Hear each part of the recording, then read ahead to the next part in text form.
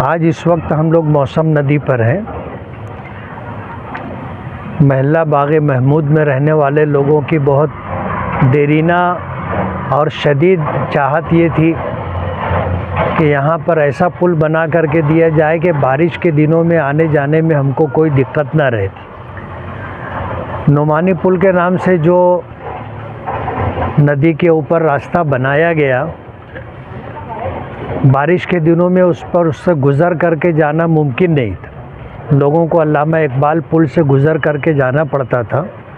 हमने पिछले टर्म में सरकार से इस बात का मुतालबा किया था और सरकार ने उसको मंजूरी दी और तकरीबन 5 करोड़ रुपए का बजट इसके लिए मंजूर हुआ और अल्हम्दुलिल्लाह जब से काम चालू है और इंशाअल्लाह बारिश का मौसम आने से पहले इंशाअल्लाह काम हम मुकम्मल करेंगे। बजट आने में दिक्कत है। अभी मुझे बताया गया कि 5 करोड़ रुपए का एस्टिमेट है, तकरीबन 2.5 करोड़ रुपए का काम हो चुका है, लेकिन सरकार की तरफ से अभी तक सिर्फ 80 लाख रुपया ही आया है। लेकिन ठेकेदार की तरफ से हमें इत्मीनान है और बजट 80 लाख आने के बावजूद भी वो काम कर रहे हैं। काम रोक दिया ऐसा नहीं है। ये कोई ऐसे अरे गहरे और टप्पू ठेकेदार नहीं है कि पैसा आएगा तो करेंगे, नहीं आएगा तो नहीं करेंगे। मजबूत ठेकेदार हैं, बड़ा बड़ा काम लेते हैं और करते हैं। उस हिसाब से नुमानी पुल का ये काम आधा तो तकरीबन 5/6 जो है जो पिलर है उसकी पुडिंग हो चुकी है। उसके बाद एक मशरक़ी सिमत में एक मगरिबी सिमत में 2 पिलर और आएंगे और उसके बाद ऊपर स्लैब वगैरह का काम होगा। अल्लाह का बहुत बड़ा एहसान है, काम चल रहा है। और इस सिलसिले में जो भी दुश्वारियाँ और दिक्कतें हैं, चाहे वो मालेगांव कॉरपोरेशन से रिलेटेड हो, चाहे फिर वो जो है मंत्रालय से हो, इंशाअल्लाह दोनों जगह फॉलो अप लेंगे और काम जल्दी से जल्दी पूरा हो इसकी कोशिश करेंगे। मुफ्ती साहब, कांग्रेस के सदर हर्षवर्धन सपकाल साहब ने जो है एक बयान दिया कि शिवाजी और टीपू सुल्तान दोनों बराबर हैं। उसके बाद जो है जो हमारे सीएम है उन्होंने इसका विरोध किया और मुकामी तौर पर जो हमारी जो डिप्टी मेयर है उनके ऑफिस में भी एक बैनर फोटो लगाया गया, वो निकाल लिया गया। ये पूरा सिनेरियो आपको किस तरह दिखता है? आज की जो सूरत हाल है सियासी तौर पर बहुत अजीब व गरीब है। लोग पब्लिक के हित में काम करने के बजाय, विकास और तामीर के नाम पर काम करने के बजाय आज झूठी शोहरत के लिए, झूठी इज़्ज़त के लिए इस तरह के हथकंडे इस्तेमाल करते हैं। शिवाजी महाराज और टीपू सुल्तान रहमतुल्लाह अलैह, इन लोगों को गए हुए ज़माना गुज़र गया और आज जो है उनको ले करके सियासत करने की ज़रूरत नहीं है। बिला वजह इस तरह का बयान देना जिससे इख्तिलाफात बढ़े और तामीर व तरक्की से हट करके पब्लिक को लड़ाने का काम या नफ़रत का माहौल बनाया जाए, ये अच्छी बात नहीं।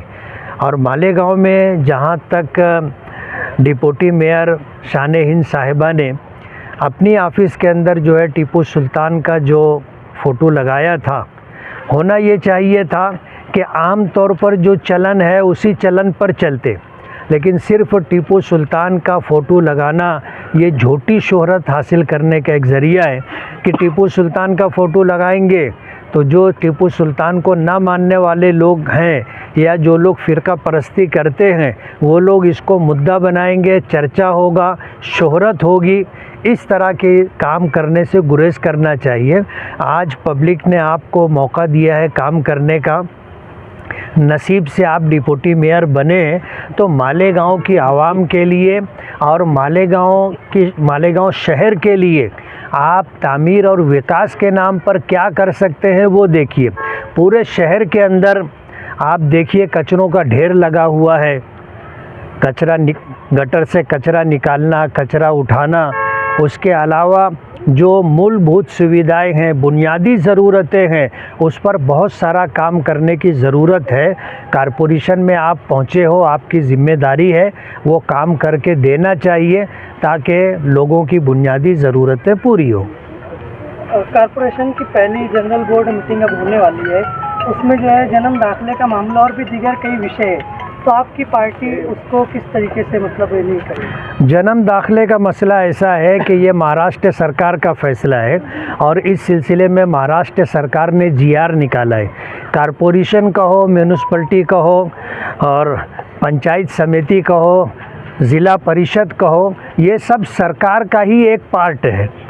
अगर मंत्रालय से महाराष्ट्र सरकार ने कोई जीआर निकाला है तो मालेगांव कारपोरेशन में बैठने वाले या ओहदों पर रहने वालों को इतना भी इख्तियार नहीं है कि सरकार के फैसले के ख़िलाफ़ कोई फ़ैसला कर सके। ये मालेगांव की आवाम को बेवकूफ़ बनाने का एक सिलसिला है। जन्म दाखिले के ताल्लुक़ से जो भी फ़ैसला होगा वो महाराष्ट्र सरकार के फ़ैसले पर ही होगा।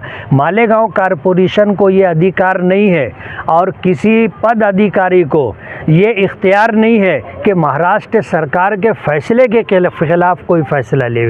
इसलिए मालेगांव की आवाम को बेवकूफ़ बनाने के लिए जन्म दाखिले का मैटर लाए हैं। अगर ये करना है जो इनके इख्तियार का काम है तो वो काम ये है कि जो असल गुनहगार हैं, जिन्होंने कागज़ात ले करके जन्म दाखिला बना करके दिया, फिर वो जाए तहसीलदार हो, नायब तहसीलदार हो, कारपोरेशन का कोई अधिकारी हो, जन्म दाखिला देना इनकी ज़िम्मेदारी थी। अगर कागज़ात सारे मुकम्मल हैं तो कोई बात नहीं, और अगर कागज़ात मुकम्मल नहीं थे या बोगस थे तो उसकी इंक्वायरी करना, इंक्वायरी करके जन्म दाखिला देना ना देना ये उनके अधिकार और उनके हक़ की बात थी। अगर इन्होंने जो है बोगस जन्म दाखिला जारी किया है तो वो ऑफिसरान को जेल में जाना चाहिए। और कारपोरेशन में प्रशासक था तो प्रशासक को उनके खिलाफ एफआईआर करना चाहिए। मैं पूछना चाहूँगा कि आज तुम मेयर बने हो, डिप्टी मेयर बने हो, तो ऐसे गुनहगार ऑफिसरों के खिलाफ क्या तुम एफआईआर करोगे? मालेगांव की आवाम को बेवकूफ़ बनाना छोड़ दो। जो आपके अधिकार और इख्तियार की बात है वो आप करेंगे क्या? ऐसे गुनहगार जिन्होंने जन्म दाखिला जारी किया और बोगस पेपर पर दाखिल किया, आज जिन लोगों ने जन्म दाखिले के लिए दरख्वास्त दी थी वो जेलों की सलाखों के पीछे हैं। 1044 लोगों के ऊपर एफआईआर हुई है। उनका गुनाह क्या था? मालेगांव के रहने वाले हैं। मालेगांव में एक भी बांग्लादेशी, एक भी रोहिंग्याई नहीं मिला, सब मालेगांव के निवासी हैं। सवाल ये है कि अगर उनका जो है कागजात उनके बोगस थे तो जिन्होंने जन्म दाखिला जारी किया है वो गुनहगार है। उन ऑफिसरों के खिलाफ एफआईआर करना हमारी ऐसी डिमांड है।